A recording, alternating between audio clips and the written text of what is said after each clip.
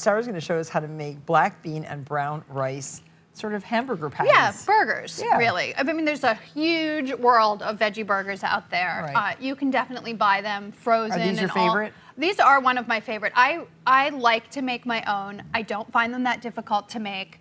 And I think you can freeze them, and they're really fantastic to have on hand. You can buy them, but it's better to make them at home. It is, and honestly, they're not as good. They have a lot more filler. This is just sort of very clean homemade food. So one whole can. One can, drained of black beans. You could use any bean, really, if you wanted to. 2 scallions, chopped. Seeded jalapeno. I tend to like them kind of spicy, but my kids don't like them spicy, so I remove the seeds. But if you want a little bit more spice, you can leave them in. Little children have a hard quarter time. teaspoon of cumin. Yeah. They have a hard time with a lot of Hayden in spice. particular is extremely sensitive to spice. Yeah.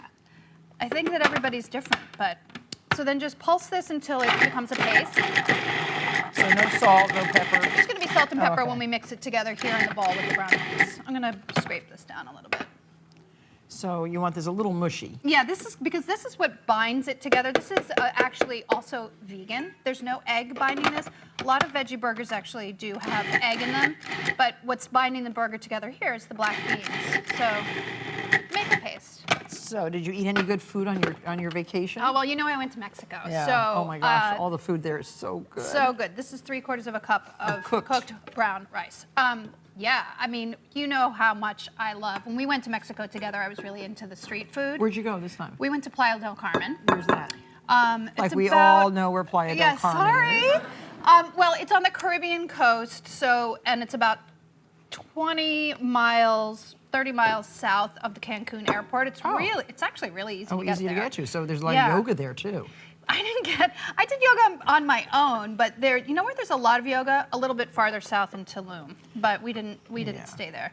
We rented a condominium so that I could cook, and we didn't have to completely rely on eating out. But I did have a tendency to eat a lot of street tacos. I know people say don't do that, but I can't help myself. I just can't want either. Just eat lots of yogurt. If you do that, eat yogurt every day. That helps. Yeah, I mean, it's, What about these beans? Do those go in here? in too. So now that's going to add a little bit of texture. You're getting texture from the brown rice and also from it's these 2 whole beans. cans of 2 beans. whole cans of beans. It makes 8 patties. So mix it together, and then now's when you can add some salt and pepper. Seems a little bit dry, but it actually makes it easier for forming, and it takes a little bit of working. And they can get mushed up a little once they start mushing in there. Okay, I'll keep doing that. You get the pan ready. What's the secret? The secret to this is that they're cooked in the oven instead of frying them on top of the stove. It saves on calories. So the oven, I have a preheating pan in here.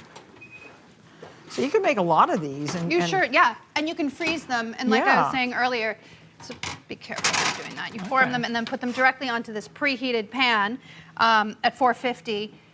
With a little bit of oil on it. Okay. But you definitely save on oil if you want to give me a scoop. Yeah, not too flat. Right.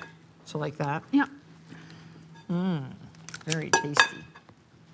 Yeah, so I ate a lot of tacos, a lot of fish. Convert to these. Really? I hope so, because I think, they're really healthy. You keep them in the freezer if you want. You can take them out whenever you want. It's a really nice alternative to a meat patty, I think. And sometimes, I remember back when I worked at TV when we were up in Connecticut, we used to make those black bean burgers and put them on salad all the time. Do you remember that in the kitchen? Yeah.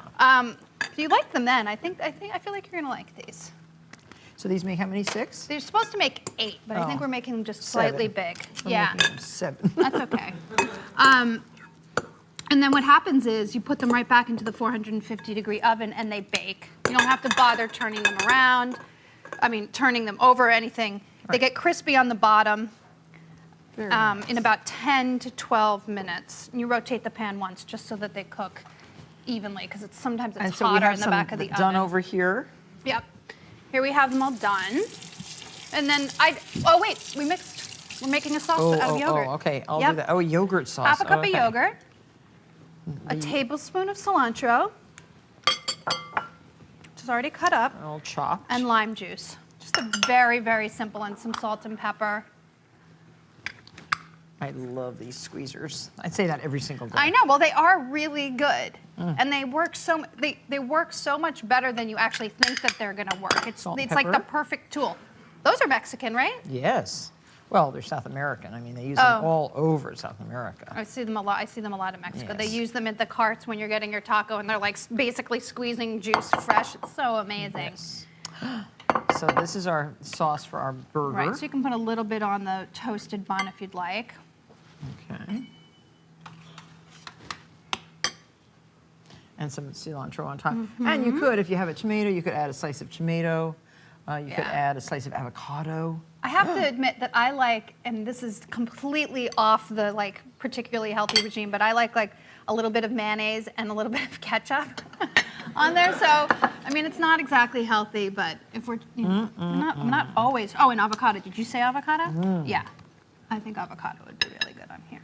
Do you like it? So good. Good. Really, really good.